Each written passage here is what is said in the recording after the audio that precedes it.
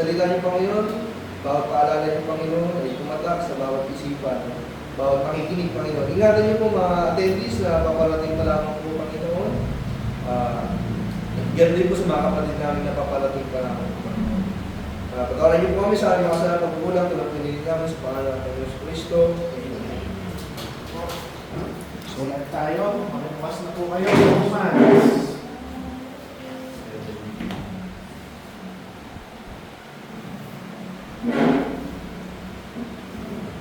Saan na tayo? Romans 7:12.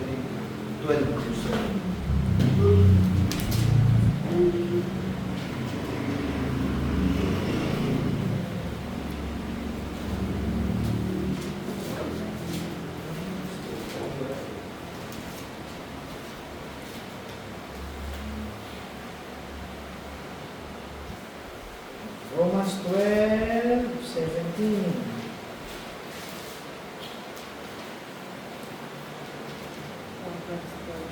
Malapit na tayo matapos kasi hanggang 21 lang ang Romans 12.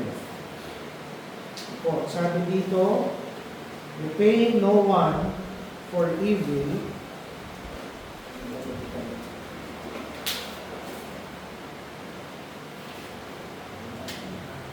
Sabi ko dito, repay no one for evil, have regard for good things in the sight of all men. Sa King James Version po, New King James po kasi itong Bible.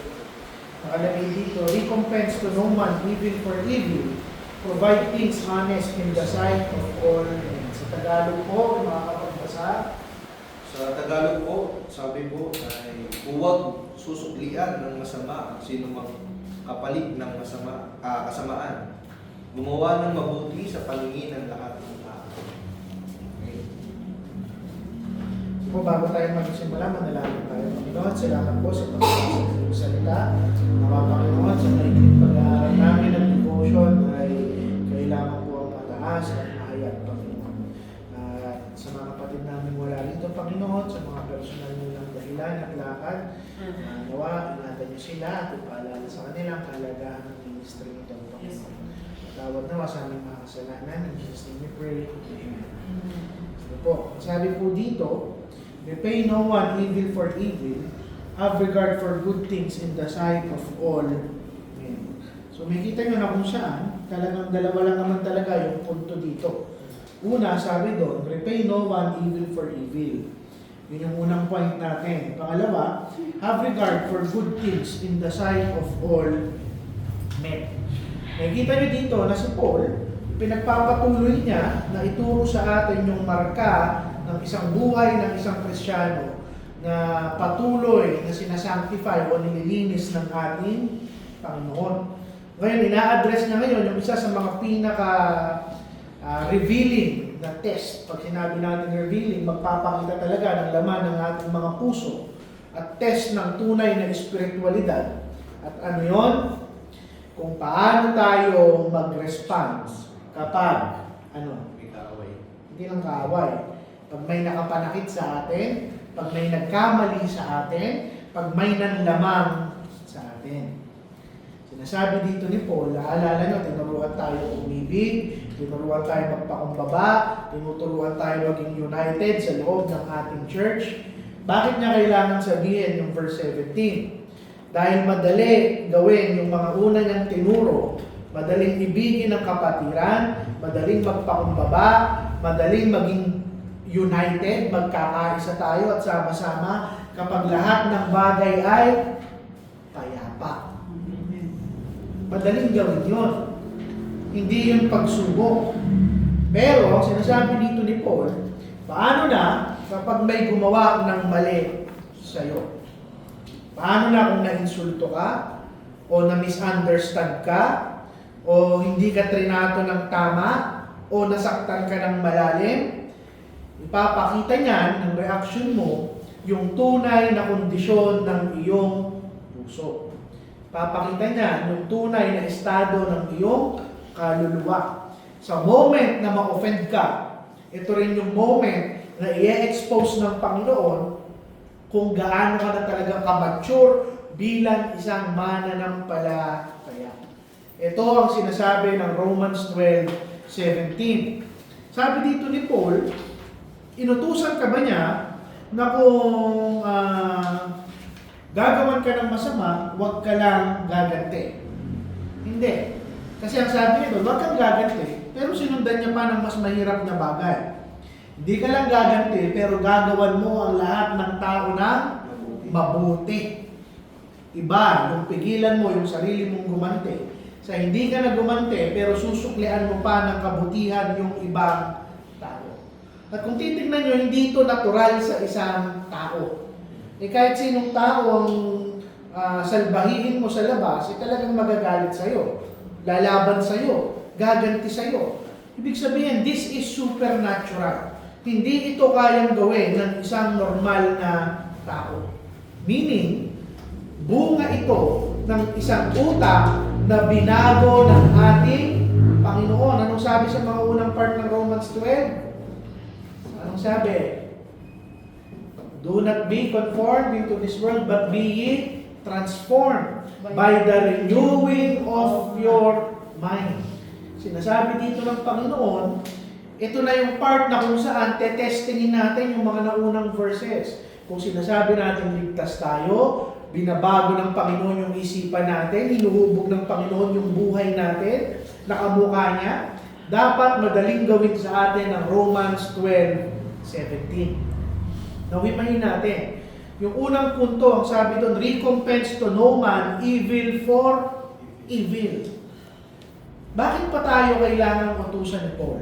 Kung natural yung hindi pagganti, hindi niya na to kailangan pang iutos. Pero dahil inutos niya to, we can assume na ang natural sa tao, gumanti at ipaglaban ang kanyang sarili. Pag may nagkamali sa atin, ano yung unang-unang lumalabas sa ating mga puso? Siguro hindi yung direktang mananakit ka, o manununtok ka, o gaganti ka. Pero, kahit nga hindi ka magsalita at hindi ka gumanti, pag naramdaman mo sa puso mo, yung desire na gusto mong sumagot, yung desire na gusto mong i-defend yung sarili mo, yung maisip mo lang na kahit hindi ka gumanti, dapat lang masaktan tong taong to dahil may ginawa siyang mali sa akin. Nagkakamali na tayo. Nagkakasala na tayo. Whether sa salita, o hindi mo lang kibuin, o bigyan mo ng silent treatment, kapag naramdaman mo na justified yung pagganti mo, nanalo na yung laman kesa sa ating mga kaluluwa. Dahil ang argument ng ating mga laman, kung wala akong gagawin, talunan ako. Mahina ako. Talo ako. Pero ang sabi dito ni Paul, recompense to no man. Nagbigay ba ng exception dito si Paul? Hindi. Wala siyang exception, wala siyang if. Huwag kang gaganti kapag mabuti naman sa'yo. Hindi, ang sabi niya, huwag kang gaganti kahit kanino. Walang exception. Kahit pa doon sa mga tao talagang deserve na kung saan magantihan. Ang utos sa atin ng Panginoon, huwag tayong gaganti. Kahit na ulit-ulitin pa nila. Kung titignan nyo, no? Sa Biblia mo lang makikita yung katuruan na kapag sinampal ka sa kanan, ibigay mo sa kaliwa. Alam nyo, iniisip ng tao, mababaw lang yun na kapag sinaktan ka, hayaan mong saktan ka lang ulit. Hindi. Sa kanilang kapanahunan, iba yung sampalin ka sa kanan, kasi yun pananakit lang. Pag sinampal ka sa kaliwa ang pisngi mo, para sa kanila, mababa kang klase ng tao. Ano sinasabi ng Panginoon? Kung titignan nyo, yung utos sa atin, talagang lalaban at lalaban yung ating mga laman. Kahit naman ako bilang pastor, kung may susuntok sa akin sa labas, ay baka manuntok din ako. Minsan nga may magkat lang sa akin sa kalsada, nagagalit din ako eh. Pero it only shows na kung saan totoo ang sinasabi ng Biblia. Hindi lang yun. Kung bakit ito inutos ni Paul, simply because yung pagganti, hindi tayo ang nagmamay, Panginoon ang gaganti para sa atin. Actually, kung titignan yung susunod na mga verses sa verse 19, anong sabi doon? Vengeance is mine, I will repay, saith the Lord. Hindi muna natin i-discuss yan, papakapyawan lang natin. Pero pinapakita lang sa atin ni Paul na yung rason kung ba't hindi tayo gaganti dahil ang hustisya ay wala sa ating mga kamay. Nasa ating Panginoon. Segue lang ako. Ibig sabihin, hindi totoo ang karma. Okay? Kapag may gumawa ng masama sa'yo, kakarmahin sila. O kapag may ginawa kang masama, kakarmahin ka. Hindi. Ang totoo niya, nasa Panginoon ang hustisya. Amen. At kapag kinuha mo yung hustisya, ginawa mo yung hustisya sa iyong kamay, gumanti ka, sinaktan mo yung nakapanakit sa'yo, pumupunta ka ngayon, inaagaw mo ngayon yung trabaho ng ating Panginoon. Now question, bakit tayo pinagbabawalan gumanti? At bakit sinasabi ni Paul ngayon na ipagpaubaya natin sa Panginoon ang hustisya at pagganti para sa atin? Sige, bakit, Dory? Kasi God is more powerful than us. Hindi. Lola Joy, Ano ang question? ang tanong ko na lang po sa inyo, ano yung question ko kung nakikinig kayo? Ano po yung question? Ang tanong ko po, bakit sabi ng Panginoon na huwag tayong gumanti at ipababaya sa Kanya yung pagganti? Charles, sa tingin mo? So, wala naman tayo pinagkain sa mga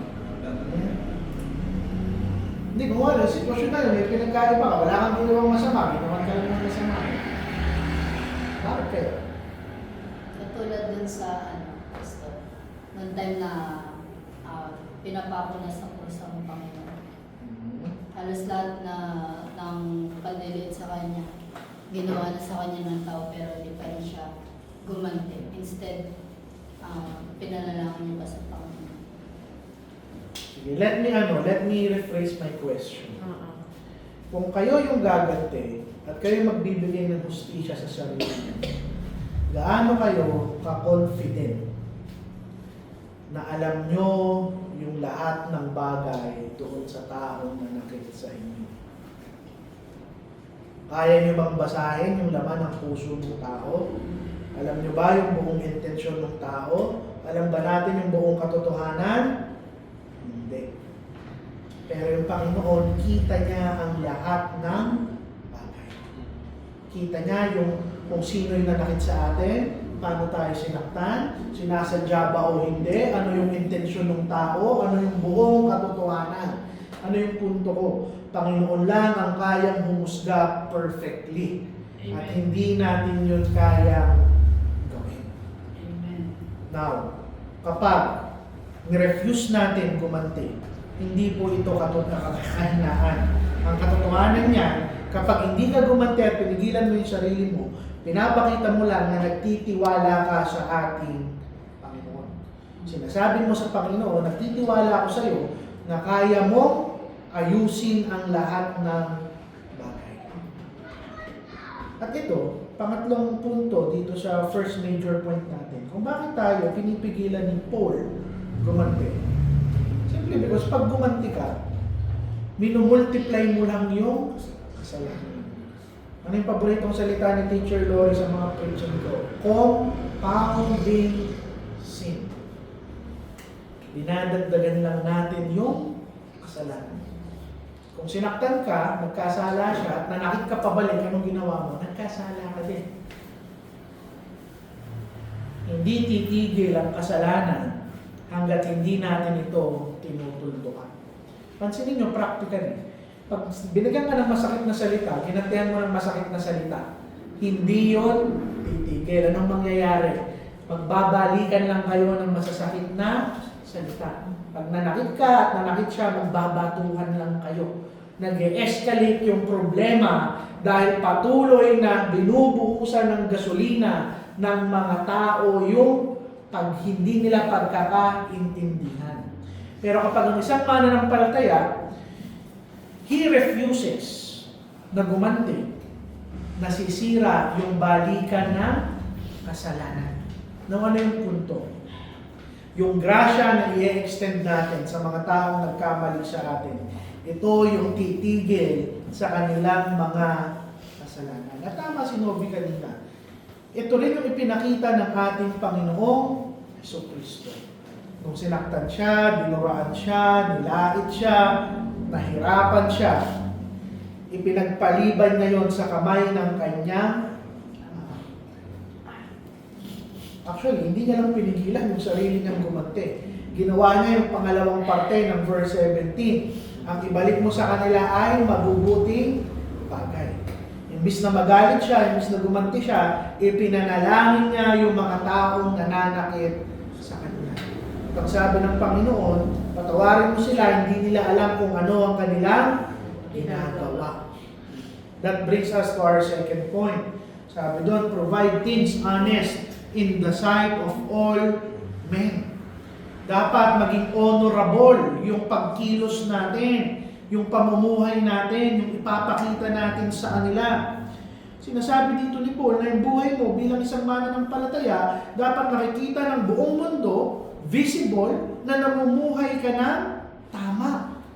Sinif ni Paul yung tono niya sa kung ano yung hindi mo dapat gawin sa isang bagay na dapat mong gawin. Sabi niya, provide things honest. Ibig sabihin, maging careful ka, maging maingat ka sa kung paano ka makikita, kung paano mo ibabalik sa kanila kung ano man ang kanilang ginagawa. Pag sinabi po natin honest, ibig sabihin niyan, upright, just, namumuhay ka ng may kabanalan, may hustisya, ng tama, ng malinis, na wala silang maibabato sa iyong pangalan. Ibig sabihin, hindi ka aksidenteng namumuhay ng tama, intentional yan sa buhay mo. Sa pag-iisip mo, sa disiplina mo sa sarili mo, sa awareness mo bilang isang mananampalataya. Nang ano yung punto? Bakit ganito yung turo ni Paul? Bakit napaka-broad? Kung isang tao lang naman yung nanakit sa atin, bakit kailangan sa lahat ng tao maging mabuti tayo kasama siya? Ibig sabihin lang yan, na kahit pa yung mga taong galit sa atin, o ayaw sa atin, o nananakit sa atin, kung namumuhay tayo ng tama, wala silang maibabato sa atin. Amen. Now, kung titignan nyo, sabi dito ni Paul, in the sight of all men. Ini-emphasize dito ni Paul kung bakit hindi tayo gaganti at magpapakabuti tayo sa mga taong nananakit sa atin. Dahil nagmamatter yung testimony ng ating iglesia. In the sight of all men. Tandaan natin na kung saan ang taong mapaghiganti, ang tinitignan niya ay kanyang sarili. Kung bakit niya gustong maghiganti, dahil tinitignan niya yung damdamin niyang nasaktan, nagkamali sa kanya, nakapanakit sa kanya. Pero ang emphasis dito ni Paul, hindi yung sarili mo. In the sight of all men. Ingatan mo yung pangalan ng Panginoong Jesucristo sa lahat ng taong nanonood. Ang katotohanan po niyan, practically, pinapanood tayo ng tao. Kung paano tayo nagre-respond sa pressure, kung paano tayo nagre-react sa unfair treatment ng ibang tao, kung paano natin dinadala yung sarili natin sa mga problema at hindi pagkakaunawaan. Dahil ang ine-expect ng mundo, ang natural mong reaction ay gumanti. Pero pag nakita nila na nire-restrain mo yung sarili mo, at hindi mo lang nire-restrain, nag-e-extend ka pa ng grasya sa mga taong nakapanakit sa'yo, you stand out as a Christian. In short, kung lahat ng tao, ang puso nila gumanti at ikaw lang yung nag-iisa na kaya mong i-restrain ang sarili mo at gawan pa ng mabuti yung taong nanakit sa'yo, talagang nag-i-stand out ka. Unique ka sa mundo at naipapakita mo yung testimony mo bilang isang Kristiyano. Alam mo, sa totoo lang, yung response natin sa mga taong nagkakamali sa atin, yung pinakamalinaw na testimony kung naghahari ba ang Panginoong Jesucristo sa puso natin o hindi. Ano yung punto? Sana hindi tayo mag-preach o magturo o magbahagi ng kanyang salita sa mga tao at makikita lang nila at mapapanood lang nila kung paano tayo mag-respond kapag may nagkakamali laban sa atin. Okay?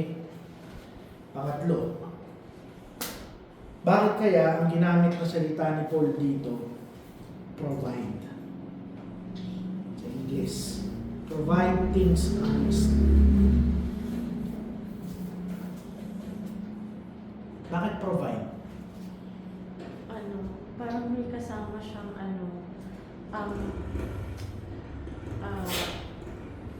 obligation. Parang, Okay? Provide. parang, You provide. Aksidente ka lang bang nagpro-provide? hindi. Necessity siya. Ganun. Planado. Now, ano yung punto dito? It implies na planado yung paggawa mo ng mabuti. Ibig sabihin, kung wari, sinaktan ko kayo, nagbitaw ako ng masakit na salita sa inyo. Hindi pwede na sa oras na yun, doon mo lang iisipin kung paano ako magre-respond. Ininsulto ko kayo, ngayon, kuwari ikaw, pinahiya kita ngayon dito, hindi pwede na ngayon ka lang mag-iisip, paano ako magre-respond? Hindi pwede ngayon mo lang iisipin, paano ako ma-honor yung Panginoon sa sitwasyon na ito. Hindi pwede ngayon mo lang iisipin, paano ako i-reflect yung Panginoong Jesucristo, hindi.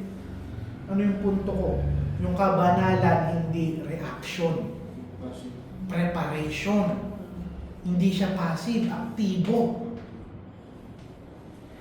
Ang isang mananampalataya na nag-antay until yung moment na magalit siya para mag-decide kung paano siya magre-respond, talo ka na kaagad.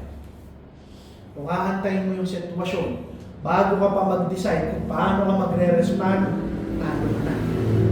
Pero yung isang tao na itinanim na sa puso niya na kahit anong mangyari, I will honor God, siya yung taong kayang gawin. Yung Romans 12:17. Now, paano nito isa-sanctify ang ating church? Simple lang. Kung bakit ito sinama ni Paul sa Romans chapter 12? Dahil ito yung tatapos sa sikulo ng paghihigante bago pa ito lumala. Tinuturo niya na magtiwala tayo sa Panginoon na siya ang bahalang magbigay ng justisya. At ang isang church na sumusunod dito sa verse na ito yung lugar na kung saan hindi lumalala ang problema. Ito yung church kung saan napapractice yung grasya ng ating. Imagine mo na lang kung si Charles may kabatuhan ng bato doon sa labas. So, tingin mo magtitigil silang magbatuhan ng bato hanggat walang tumitigil na isa? Hindi. Pero kahit ilang ulit kang batuhin, kung hindi ka babato, mapapagod at mapapagod silang pumato. At kahit hindi pa sila mapagod pumato. So what? Expected naman, ang sabi ni Peter, mas magulat ka kung hindi ka pine-persecute dito sa mundo. Now, bilang pagtatapos, tinatawag tayo ngayon ng Panginoon na mas maging mataas kaysa sa ating mga laman. Huwag tayong gumante, mamuhay tayo ng tama, at gawa natin ng tama ang lahat ng tao. Whether or not mabuti sila o masama sa atin. And the next time you are wronged, the next time na kung saan may manakit sa'yo, magsalita sa'yo ng pangit, manglamang sa'yo, may magnakaw sa'yo, yung response natin, simple lang. Opportunity ito upang i-display ang gospel ng ating sa totoo lang, mahirap talaga. Nung nabangga nga lang yung likod ng Ertiga namin, hirap ako.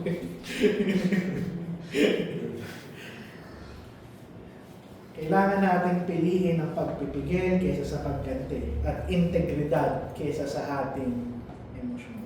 Dahil at the end of the day, hindi naman tao yung ginagawa natin ng kabutihan kung hindi ang ating Panginoon. Sige, insights and prayer request, tapos si Charles po ang mag-pray para sa atin.